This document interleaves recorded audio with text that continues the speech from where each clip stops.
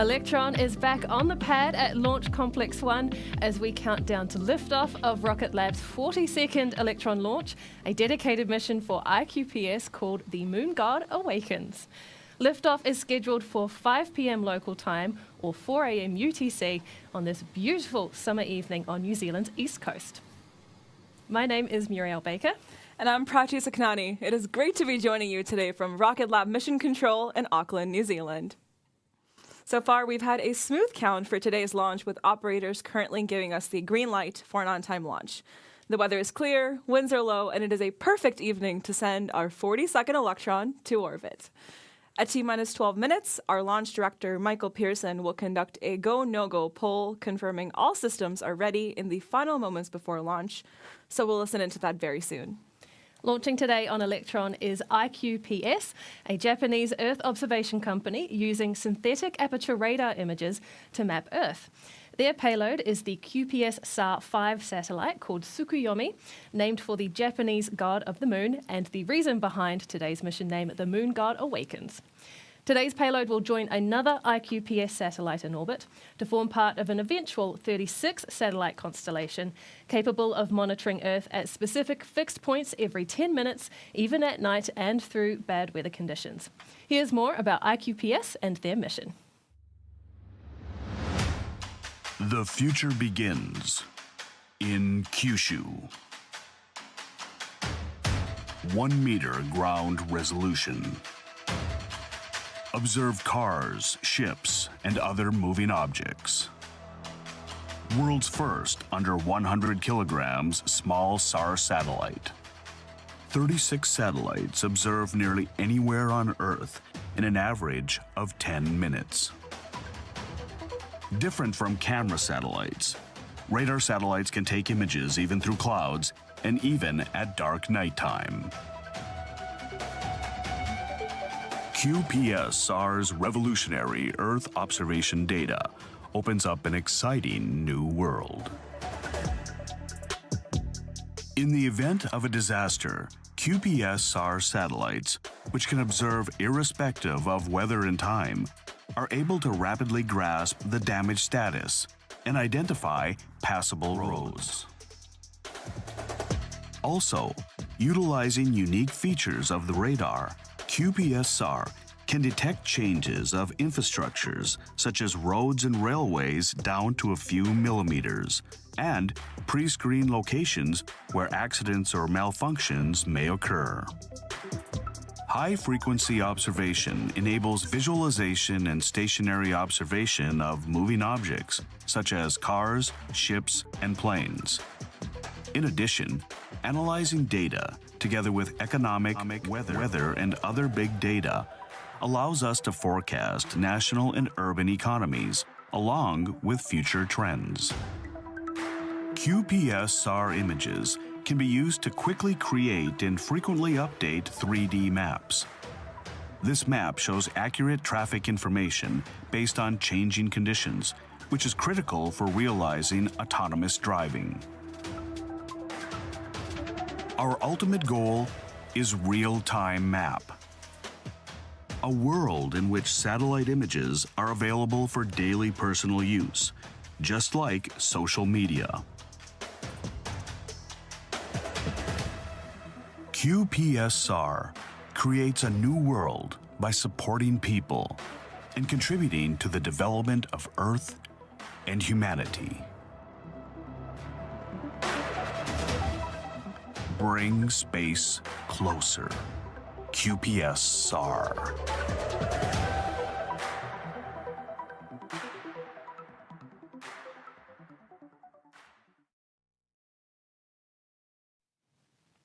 We are looking forward to adding another IQPS satellite to space on today's mission and thankful to the team for their patience in getting to the launch pad.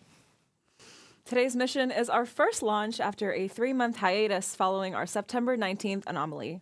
In the time since, our anomaly investigation has determined that the most probable cause of the rocket failing was a highly complex set of conditions that allowed an unexpected electrical arc to occur within the second stage's power supply system.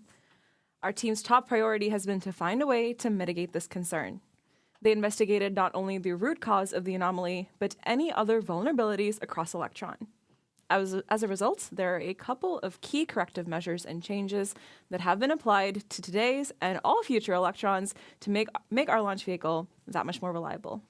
That's right, we have improved our pre-flight vacuum testing regime with new instruments implemented in the pre-flight tests, both at the component level and the stage level, that can sense partial energy discharge right down to the picocoulomb. We've also sealed up the battery frame on the second stage that contains all of the high voltage connections and equipment and pressurized it down to about 0.5 psi for launch. That's why our view from the camera above the battery frame will look a little bit different if you've followed along with enough of our missions to spot the difference. It's important to remember, though, that overall we have had 37 successful orbital missions to place 171 satellites in orbit. And the past 2 years had been a flawless record of 20 successful missions, one after the other. So we can't wait for today's return to service to add to that satellite tally once again. Absolutely, but right now we are only 12 minutes away from liftoff, and you know what that means. Up next, we have our Go No Go poll, where our operators in Mission Control give a status report on their systems to confirm whether or not we will proceed with the count. Let's listen into Mission Control and check in on how we're tracking for launch.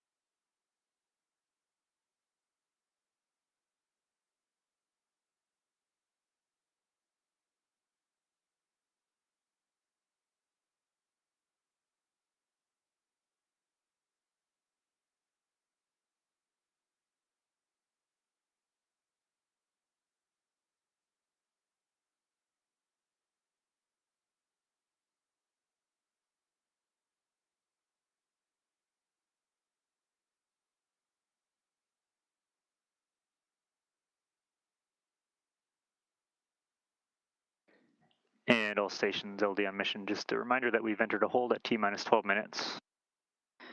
Just working on bringing a couple final values within bounds, and we will be resuming the count shortly.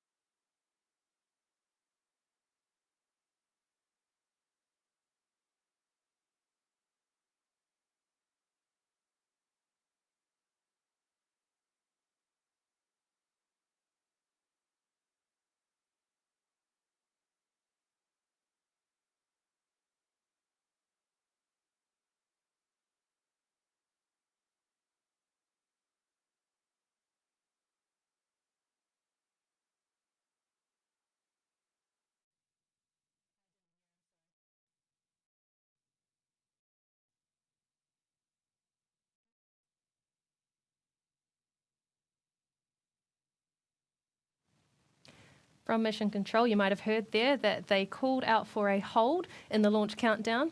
Now, our launch operators can call a hold at any point in the countdown if they notice anything unusual about the rocket before liftoff.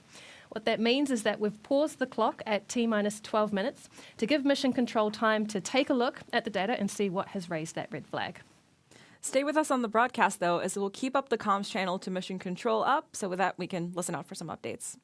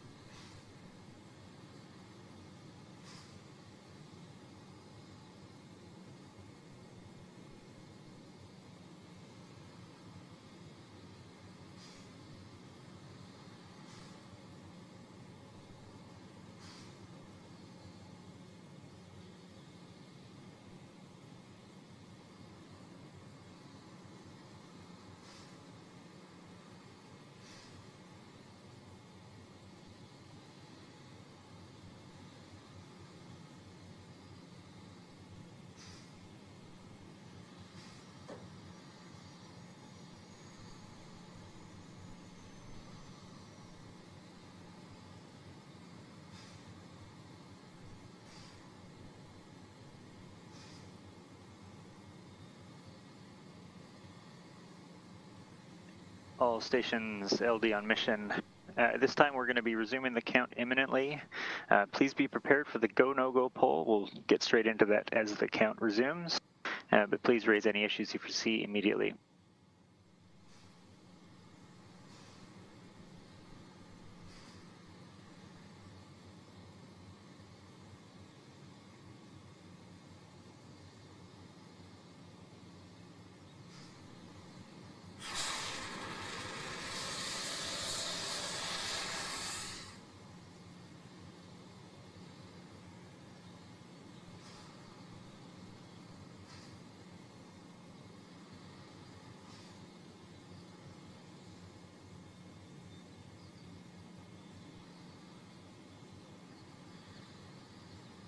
And all stations, the count has been resumed. We'll be proceeding straight into the go, no-go sequence. Stage. Stages go. Avionics. Avionics is go. GNC. GNC is go. VCon. VCon is go. T1. T1 is go. GC. GC is go. PLS. PLS is go. RSO. RSO is go. MET. MET is go. RF. RF is go. MM. is go. LD Shadow. LD Shadows go. LD Sup. LD sub is go. Okay, all stations, the go, no-go sequence is complete. We are T-minus 11 minutes and 8 seconds and counting. We are go for terminal count at T-minus 10 minutes, and from this time, the 3-word hold procedure is in effect.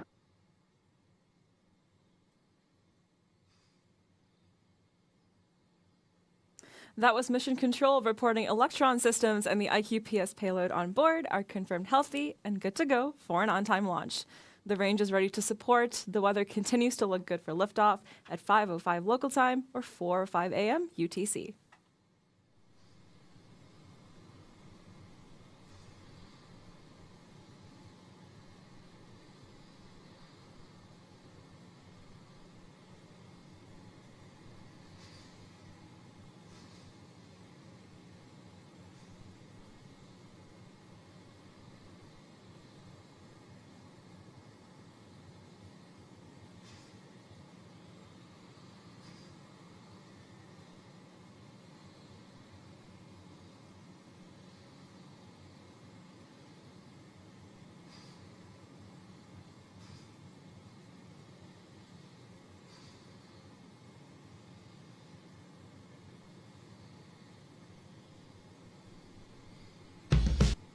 Today's mission is heading to a 575-kilometre circular Earth orbit at a 42-degree inclination to add IQPS's next SAR satellite to its growing smallsat constellation. With its constellation, IQPS is aiming for frequent Earth observation, day and night, that can contribute to social issues such as disaster prevention, defence and environmental research. Here's more from the IQPS team. Our company IQPS is developing small SAR satellite QPSR in Fukuoka, which is located in Kyushu, Japan, and currently operating 3 satellites. The Kyushu, this region has a good environment with the rocket launch facilities, a history of high-quality manufacturing in industries like automobiles, and educational opportunities in space engineering. Our founder established IQPS in Kyushu with a mission to develop the space industry in this region, and we have carried on that mission by launching QPSR project in Kyushu and advancing the construction of a satellite constellation.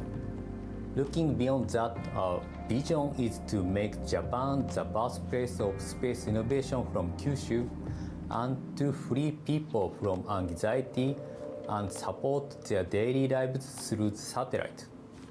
The launch by Electron into our dedicated orbit is a strong tailwind towards the realization of our vision. So we are very excited with local government and partner companies in Fukuoka who has been cooperating with us. Currently, QPSR provides world-class high resolution and high image quality, enabling us to observe the Earth at 46 centimeter resolution.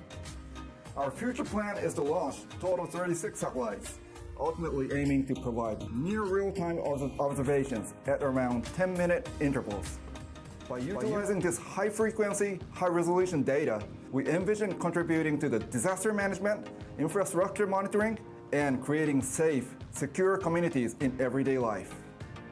Furthermore, after these global-scale data are accumulated and combined and analyzed with other valuable data, we think we will be able to foresee the future one step ahead. And by being able to see a step ahead future, we believe we can liberate people from uncertainty and make people's life more efficient and productive, such as avoiding traffic jam, escaping from disaster, and estimating the economy. Still, there's a long way to go to achieve this, but we hope one day our data will become the backbone to foster a new, sustainable, and valuable environment for the world. It was this early April when we asked RocketLab if there's an available launch spot for our satellite. On behalf of IQPS, I would like to appreciate to all the RocketLab members for the hard work in making our satellite be launched in this revolutionary short period. Thank you very much. ありがとうございます。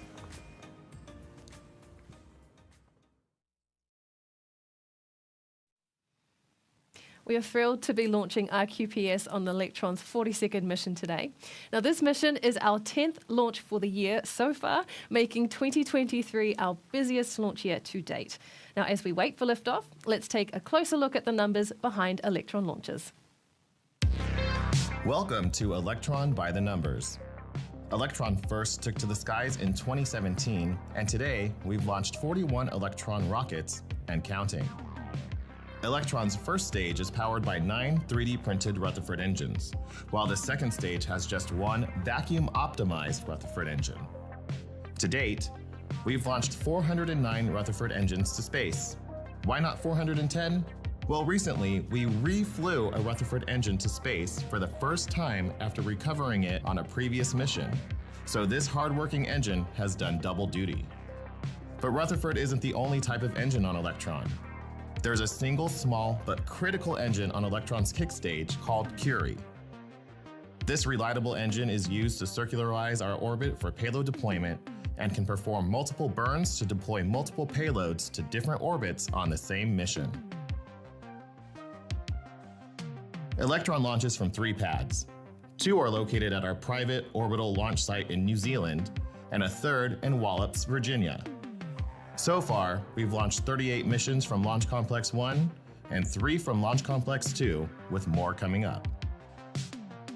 It takes Electron roughly 9 minutes to go from liftoff to orbit, reaching speeds of up to 27,000 kilometers per hour along the way. At liftoff, Electron weighs about 13,000 kilograms, and around 12,000 kilograms of that is liquid oxygen and kerosene. More than 170 satellites have been successfully deployed to orbit by Electron, usually to an orbit between 500 and 1,200 kilometers, but sometimes all the way to the moon. And behind it all stands a dedicated team of hundreds of engineers, technicians, operators, and supporting team members who make Electron one of the world's leading launch vehicles. It's easy to forget to stop and smell the roses, but it is amazing to see those numbers. Now, back on the pad, we are tracking no issues with the launch vehicle.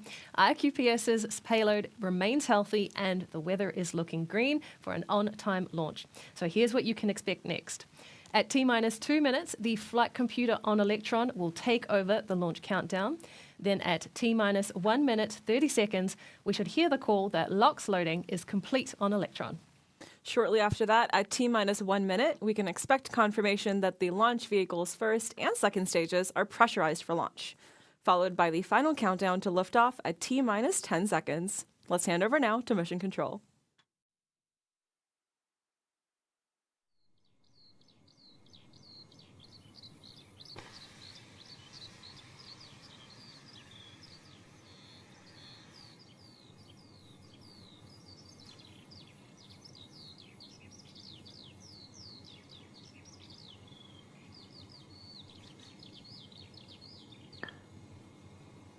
All stations, LD on mission. From now on, there should be no red flags in your critical LCCs. Beacon LD mission. LD Vicon. Lock auto sequence and confirm. Confirmed, locked. And please confirm all expected primary flight computer ASGOs are green. Confirmed, all ASGOs are green. And all stations, we are go for auto sequence start at T-minus 2 minutes. LD is go for launch.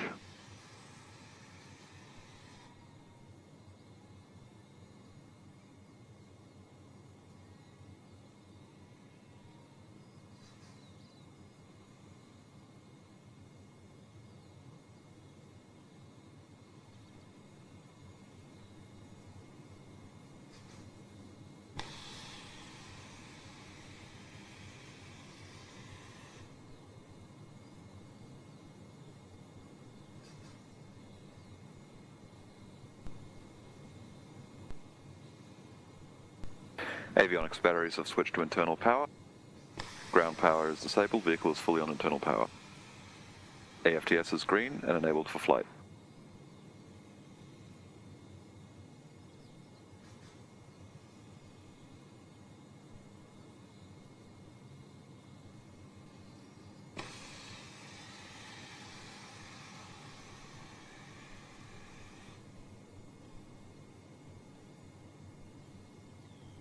LOX load is complete. System is in recirculation.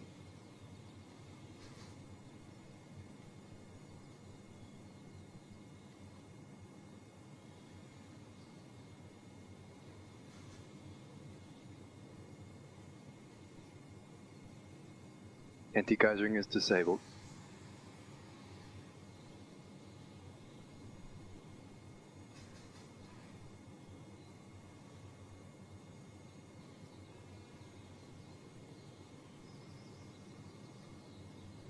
Stage 1 and Stage 2 tanks are pressed.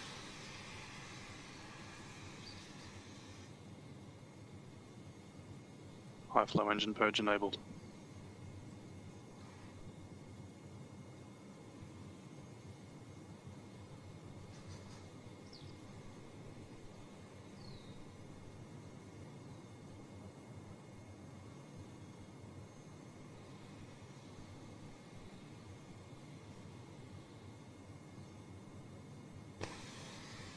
T-minus 20 seconds and counting.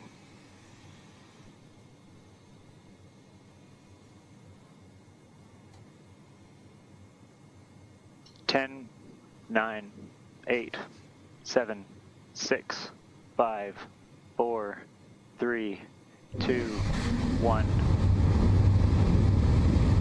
Liftoff.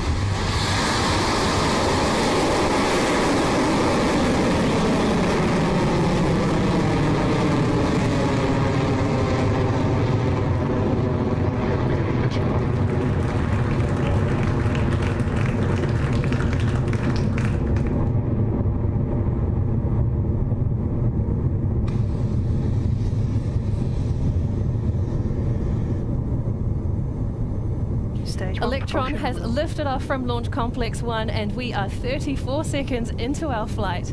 With Electron now clear of the pad, soon we will approach max Q, or maximum aerodynamic pressure, the moment of the most amount of stress against the rocket.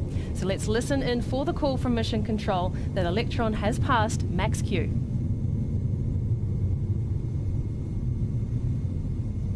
Vehicle supersonic, approaching max Q. High voltage discharge nominal.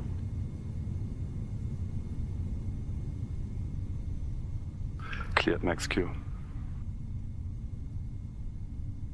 And there you have it, Electron has cleared max Q. A beautiful and nominal mission so far, now up 15 kilometers in altitude as the rocket reaches speeds of more than 2,100 kilometers. Next up are 3 mission milestones that happen in quick succession. First up, we have MECO, or main engine cutoff. This has been all 9 Rutherford engines on the first stage throttled down and then shut off completely. Very quickly after that, we have the separation of the first and second stages, and you'll see that main booster tank fall away from Electron's second stage. We then have the ignition of the single Rutherford engine on Electron's second stage, as the mission continues to orbit. Those calls should be coming up from our operators and mission control very shortly.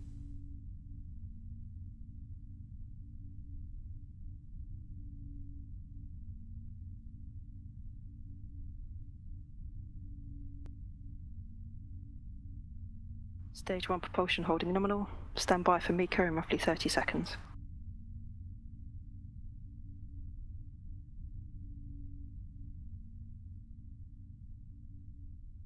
"15 seconds to MECO.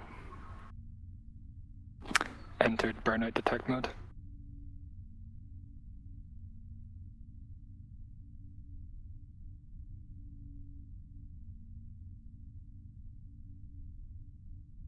MECO confirmed.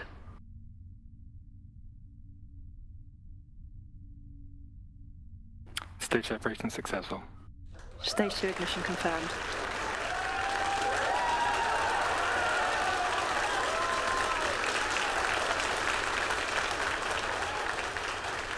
As you can probably tell from that applause, we have had a successful MECO, stage separation and second stage engine start for Electron.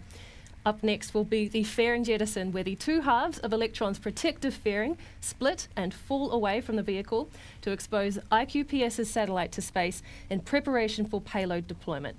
Now we might see those two halves on screen too as we clear that next milestone.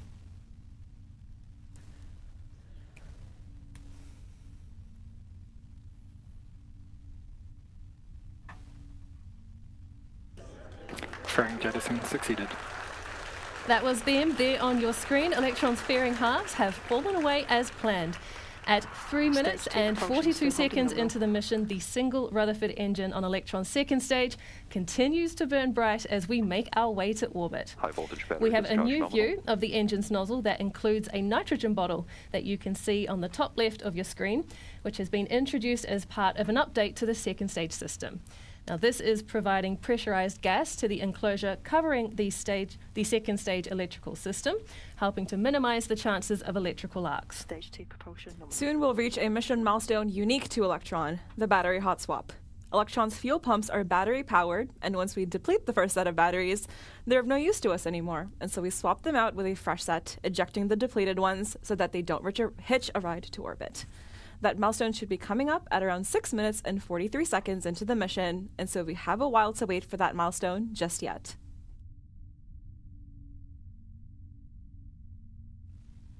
We are now 4 minutes and 42 seconds into flight and well on our way to orbit. So far, we have successfully lifted off, cleared the pad and passed through max Q, as well as had main engine cutoff and stage separation. Now, attached to Electron's second stage is the kick stage, where you can see IQPS's satellite right there, which is poised for deployment to a 575-kilometer orbit. If you take a look at the top graph on the right there, you can see that we have about 61% of propellant remaining, which will take us through to about T plus 9.5 minutes, where we will have engine shutdown and kick stage separation. 240 seconds remaining. Guidance is nominal.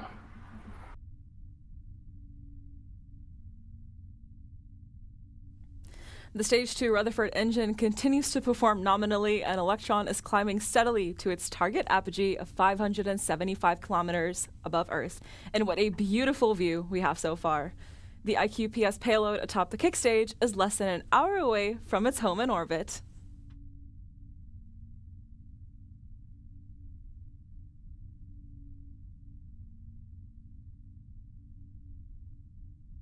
Throttling down. HVB discharge nominal, approaching. As we approach battery hot swap in the next 30 seconds or so, keep your eyes peeled because sometimes you can catch a glimpse of these battery packs falling away. Reminder that it will look a little different than usual due to the remedial work done on the Stage 2 power pack. Let's listen in for the call out for mission control.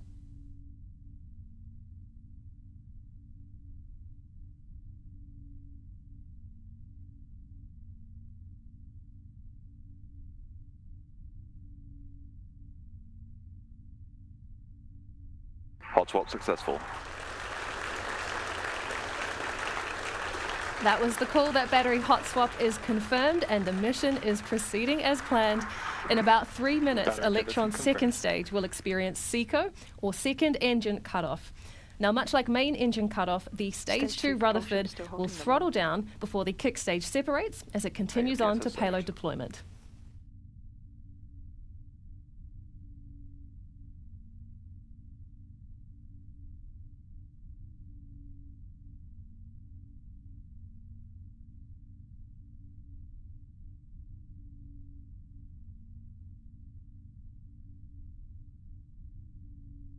HVB battery discharge holding nominal.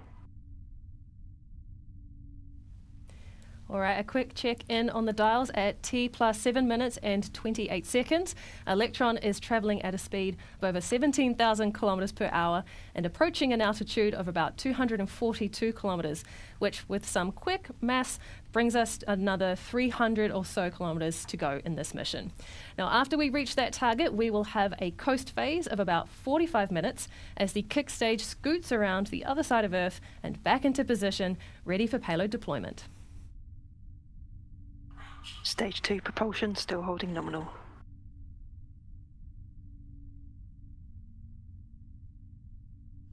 The team and mission control are closely monitoring the stage 2 burn as we get closer and closer to SECO, or second engine cutoff.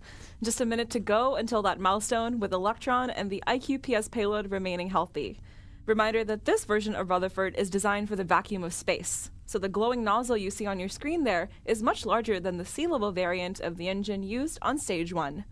This large nozzle extracts more energy from the exhaust as it expands, increasing the performance of the engine.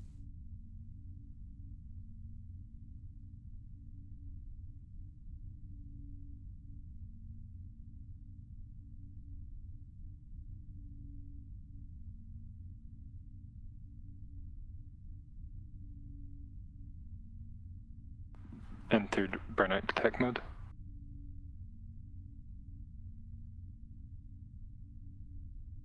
Guidance is on terminal, 25 seconds remaining. As we mentioned before, one of the final milestones coming up for this mission is SECO. Now, we will see the second stage engine throttle down ahead of shutoff, then the kick stage, which the satellite is attached to, will separate and begin its coast phase. So let's listen in to mission control for the calls.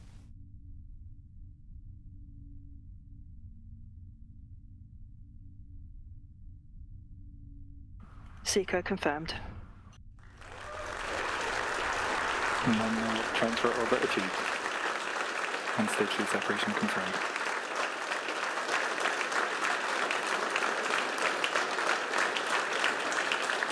And with that, the Rutherford engine on Electron's second stage has successfully shut down, and stage 2 and the kick stage have cleanly separated. The kick stage will now enter what we call a coast phase. For the next 45 minutes or so, the kick stage will be in an elliptical orbit around Earth before the Curie engine ignites, raising the kick stage's perigee to put us in a circular orbit. From here, we will deploy IQPS's Tsukuyomi satellite to its destination in orbit. So while we wait for that deployment, we'll take a break on the webcast now and be back with you at around T plus 50 minutes. See you back here soon.